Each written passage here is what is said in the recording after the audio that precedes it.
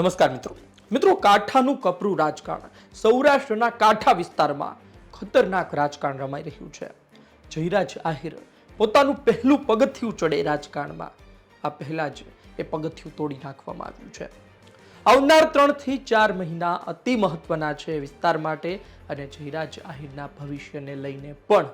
અને આ સાથે 2027માં ભારતીય જનતા પાર્ટી કઈ રૂપરેખા સાથે આગળ વધશે, એ મહુવાથી તળાજા રાજુલા પટ્ટામાં એમની રણનીતિ શું હશે એ પણ અત્યારથી ચર્ચાવા લાગ્યું છે।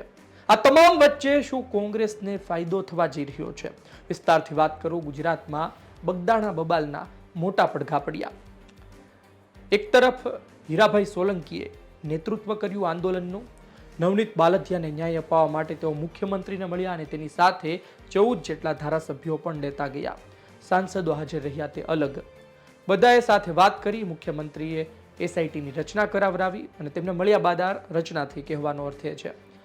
આ સાથે થોડા સમય પહેલા ડીવી ડાંગર પીઆઈની બદલી થઈ। એટલે આ બધા વચ્ચે હવે આવનારા 3 મહિના, કારણ કે એસઆઈટી રિપોર્ટ આવતા એટલો સમય લાગશે, ત્યારબાદ ખબર પડશે કે આમાં કોણ વ્યક્તિ છે, આની પાછળ શું કોઈએ હુમલો કરાવ્યો હતો કે પછી આ આખી ઘટના જ અલગ છે। ખેર, એ 3-4 મહિના, 1-2 મહિના જ્યારે પણ એસઆઈટીનો રિપોર્ટ આવે, પરંતુ આ વચ્ચે સ્થાનિક સ્વરાજ્યની ચૂંટણી છે અને છેલ્લા ઘણા સમયથી માયાભાઈ આહિર, લોક સાહિત્યકાર, તેમના દીકરા જયરાજભાઈ જિલ્લા પંચાયતને લઈ તૈયારી કરી રહ્યા હતા। અમે તમને સમયે સમયે તેમના સમાચાર આપતા રહ્યા છીએ કે જ્યારે તેમણે એક સભા પણ કરી હતી, માયાભાઈ આહિરે પણ કહ્યું હતું કે જે પેઢીએ જે થવાનું છે એ થવાનું છે અને તેમણે ઈશારો પણ કર્યો હતો કે તેઓ લડી શકે છે, એટલે કે જયરાજ આહિર આ ચૂંટણી લડી શકે છે। એ સમયે ભારતીય જનતા પાર્ટીના આગેવાનો પણ ત્યાં હાજર હતા, એટલે કે એ ઈશારો અતિ મહત્વનો ગણવામાં આવતો હતો।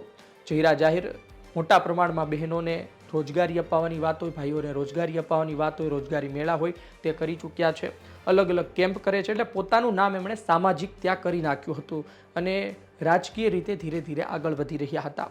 દાઠા જિલ્લા પંચાયત બેઠક એ જિલ્લા પંચાયત છે કે જ્યાં જયરાજ આહિર ભારતીય જનતા પાર્ટીની ટિકિટ પરથી ઉતરશે તેવી ચર્ચાઓ શરૂ થઈ ચૂકી હતી।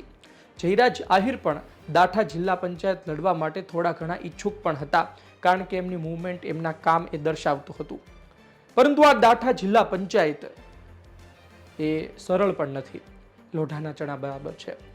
ગીગાભાઈ ભમ્મર, તેમના પરિવારનું ત્યાં શાસન છે। આવનાર સમયમાં ત્યાં એમના દીકરા રામભાઈ ભમ્મર ફરી એક વખત ચૂંટણી લડે તો પણ નવાઈ નહીં, પરંતુ વર્ષોથી ત્યાં એમનું શાસન છે, એમનો દબદબો છે। આ વચ્ચે એ જિલ્લા પંચાયતમાં સેંધ પાડવી અને ગાબડું પાડવું ખૂબ મોટી વાત ગણી શકાય। જયરાજ આહિર લડે અને એ જિલ્લા પંચાયતમાં ગાબડું પાડે તેનું નામ ખૂબ મોટું થાય, એટલે કે પહેલું પગથિયું જિલ્લા પંચાયત રિસ્કી હતું 100%, એમાં હારી પણ શકે, પરંતુ એ જીતે તો ત્યારબાદ 2027માં ધારાસભ્યોની ચૂંટણીમાં ટિકિટ માટે દાવેદારી કરી શકે।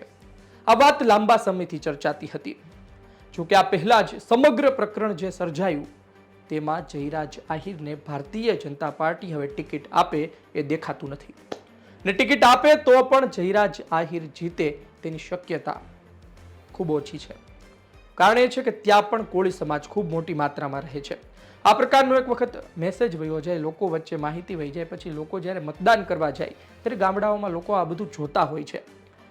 હીરાભાઈ સોલંકી પહોંચ્યા હોસ્પિટલ અને ત્યારબાદ આ મુદ્દો ભલે તમે કહો કે સામાજિક નહીં, પરંતુ સામાજિક 100% બની ગયો, કારણ કે કોળી સમાજના એટલી મોટી પ્રમાણમાં લોકો ત્યાં હાજર રહ્યા અને તેની 24 કલાક પહેલા કહેવામાં આવ્યું કે હીરાભાઈ આવે છે, તમે બધા હાજર રહેજો, એના કારણે આ મુદ્દો સામાજિક બન્યો। હીરાભાઈ બાદ કોળી સમાજના ધારાસભ્યો, સાંસદો ત્યાં પહોંચ્યા। એક સુધીર વાઘાણી હતા કે જે ગારિયાધારથી ધારાસભ્ય છે, એમને લાગતું વળગતું નહીં, છતાં પણ તેઓ ત્યાં પહોંચી ગયા। પરંતુ કહેવાનો અર્થ એ છે કે દાઠા જિલ્લા પંચાયત કે જે પહેલું પગથિયું હતું, એ પહેલા પગથિયામાં જયરાજ આહિર લડે એ પહેલા જ મોટો ખેલ થઈ ચૂક્યો છે। હવે ભારતીય જનતા પાર્ટી એમને ટિકિટ આપે અને આવનારા 2-3 મહિનામાં એસઆઈટી રિપોર્ટમાં એમનું નામ આવે તો પછી, અને એ મેસેજ કાયમ રહે કે જયરાજ આહિરે જ હુમલો કરાવ્યો છે, એસઆઈટી રિપોર્ટ ભલે ન આવે તો પણ શું એ જીતી શકે? જવાબ છે, ના જીતી શકે, કારણ કે પરિસ્થિતિ પછી તે પ્રકારની ના રહે। સામાન્ય પરિસ્થિતિ હોત પહેલા જેવી તો ત્યાં તે સેંધ પાડી શકે।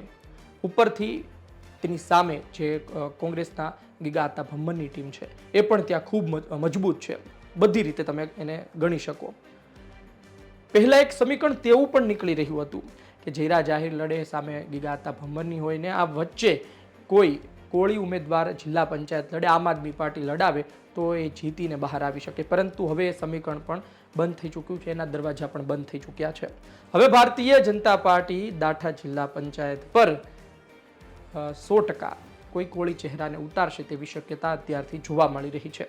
આવતીકાલે શું થશે ખબર નથી, પરંતુ આજની પરિસ્થિતિ એ છે. પરંતુ શું 2027માં આની અસર પડશે?